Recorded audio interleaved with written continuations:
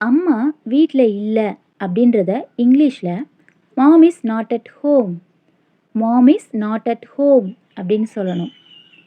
பசங்க விளையாடுறாங்க, kids are playing, kids are playing. லேப்டாப்பில் சார்ஜ் இல்லை அப்படின்றத எப்படி இங்கிலீஷில் சொல்லலாம்னா laptop has no charge, laptop has no charge. Meeting தள்ளி போயிடுச்சு, மீட்டிங்கை தள்ளி வச்சிட்டாங்க அப்படின்றத மீட்டிங் போஸ்ட்பாண்ட், மீட்டிங் போஸ்ட்பாண்ட் அப்படின்னு சொல்லணும். நான் முடிச்சிட்டேன், நான் இந்த வேலையை செஞ்சு முடிச்சிட்டேன் அப்படின்னு சொல்லுவோம்ல, அதுக்கு ஐ ஆம் டன், ஐ ஆம் டன் அப்படின்னு சொல்லணும். இந்த வீடியோ உங்களுக்கு யூஸ்ஃபுல்லாக இருந்தது அப்படின்னா ப்ளீஸ் லைக் அண்ட் ஷேர் பண்ணுங்கள். என்னோடய சேனலை ஃபஸ்ட் டைம் பார்க்குறீங்க அப்படின்னா சப்ஸ்கிரைப் பண்ணிக்கோங்க.